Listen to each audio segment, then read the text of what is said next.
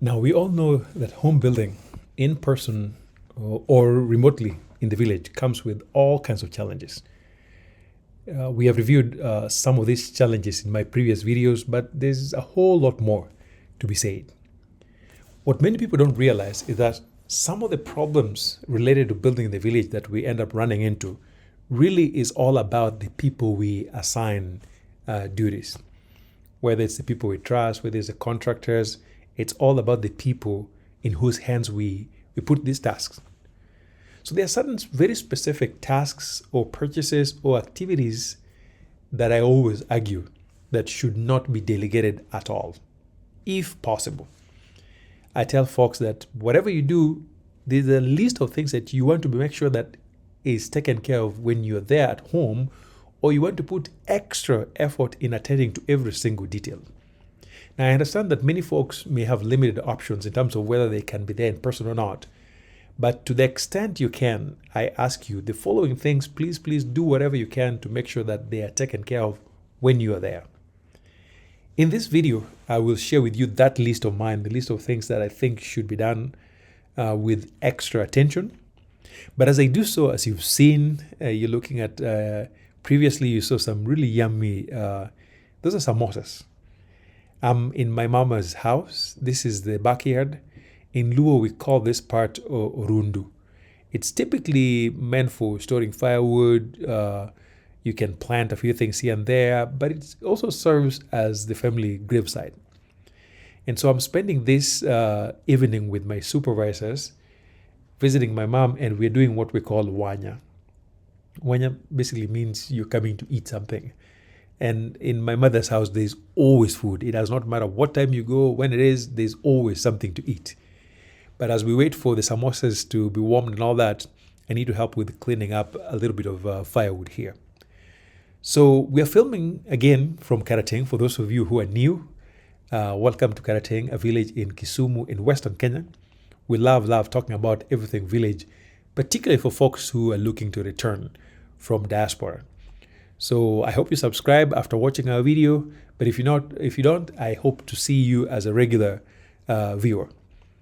So here is my list of things that I believe really require extra care. In fact, I say, if you let somebody do these things for you, 90% of the time you are going to be disappointed, or you're going to have to redo them. So number one, talking about the location of the house relative to the property you have.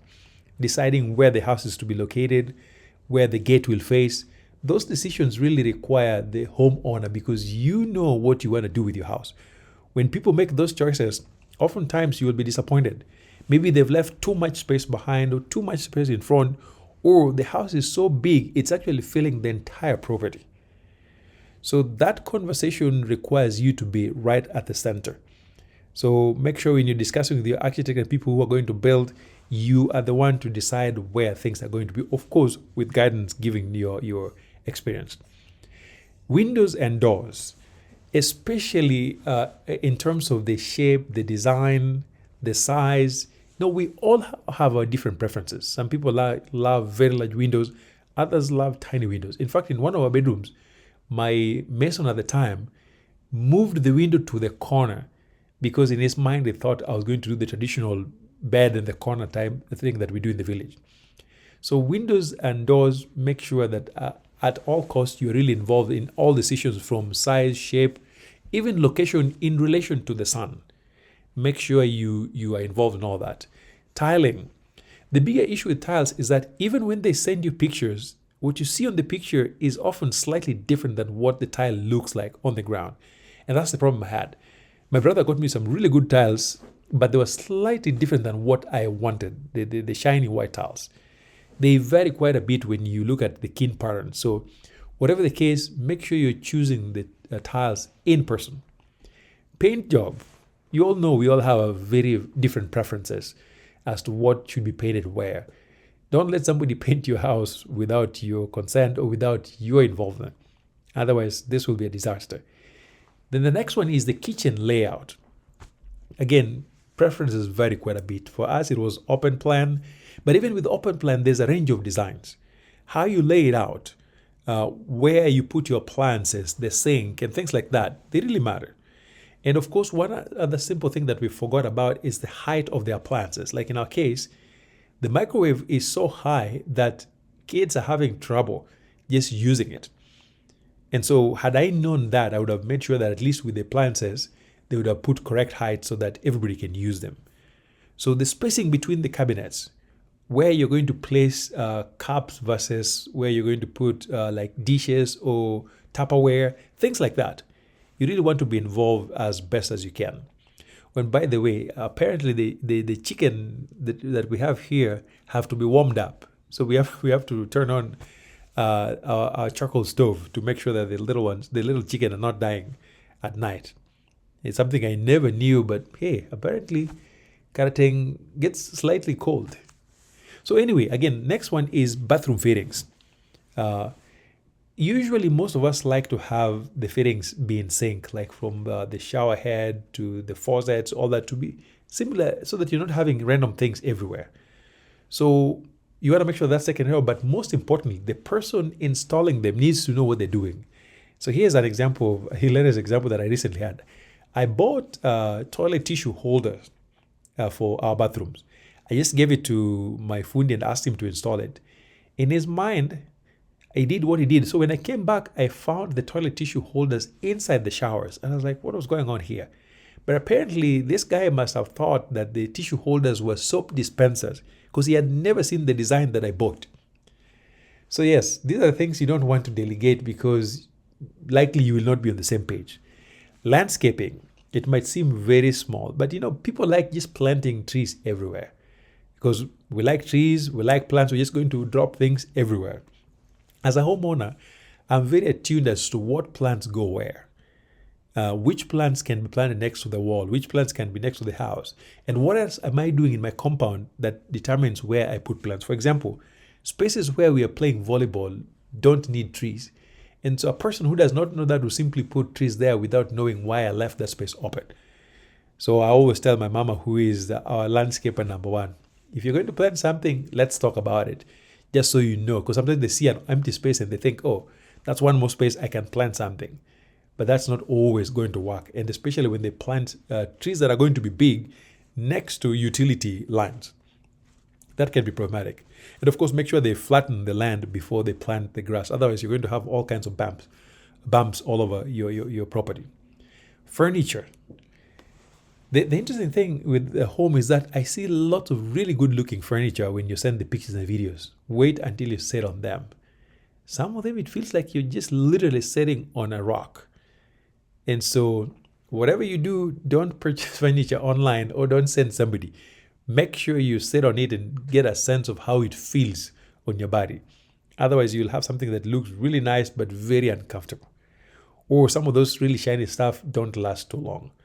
So you can send folks to do homework for you, like what I've done. Anytime I need furniture, I send my sisters to go check them out. Once they find the stuff that I like, then I come home and sit on it, like it, and then we purchase it. So check it out, test it out before you buy it and bring it to your house. Now, gypsum is also another interesting one where the patterns can really vary. Some of them are extra busy, some of them are just nice. Make sure they do it in person, or if they're doing it in your way, you have to be really involved at every stage so they don't go too far with a pattern you don't like.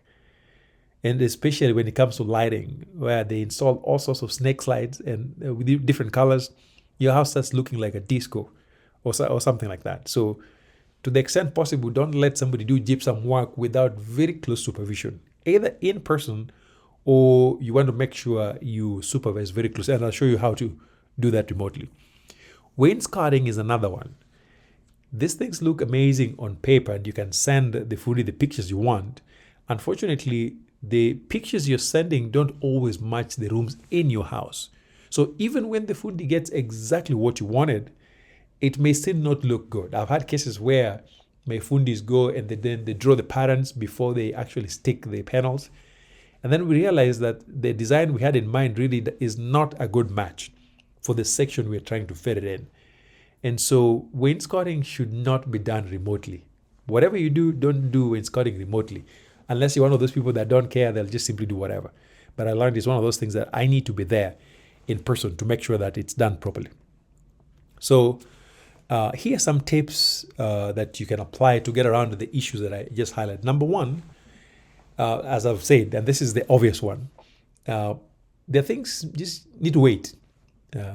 If you're not in a serious bind in terms of time, just wait. When you get home, get things done, and then you can stop at that point, take off. When you get a chance, come back and pick up from there. Those who have options and are not in a hurry can absolutely do that. And then if you have to work with them remotely, make sure they are taking videos and pictures, maybe even hour by hour, because 1 hour or 2 hours is long enough for them to do serious damage, because you will have wasted materials, you'll have wasted everybody's time. So video monitoring very closely, hour by hour. They send you videos and pictures hour by hour. Make sure you visit a hardware and take pictures for yourself, especially for the tiles. Pick exactly what you want, take pictures, take the numbers, and make sure they're getting exactly what you picked. With windows and doors, again, once you pick them, you want to make sure you estimate height in terms of the number of courses along the wall. So if you need very large windows, you can go with just one course of a block. You go any higher, then the window gets smaller. And some foodies actually say, no, insist on exactly what you want. Paint job, don't use local fundies. Unless you have an exceptional one, stay away from local fundies. Now, also be sure you're happy with the 3D renders of your house before you start building. That was a big mistake I made. I was not too happy with the renders, but we just started hoping to change it later on. Make sure you are 100% satisfied with your 3D renders before you start. Landscaping, like I said, there's more to be said about landscaping that I'll cover in another video, but as best as possible, do it in person or insist that whoever is doing it has to consult with you and do exactly what you ask. Furniture, sit on it, lay on it before it's sent to your house, or you will be really disappointed. I've bought all kinds of mattresses because of this same problem. You buy one and you think it's good, it gets home, you lay on it, feels like you're sleeping on a mat. Wainscoting again and gypsum work, make sure you're on the ground. And then remember, videos can only do so much. They can take pictures, they can do videos, but that's only so much. So I hope this was informative enough, and I will see you in the next video. Bye.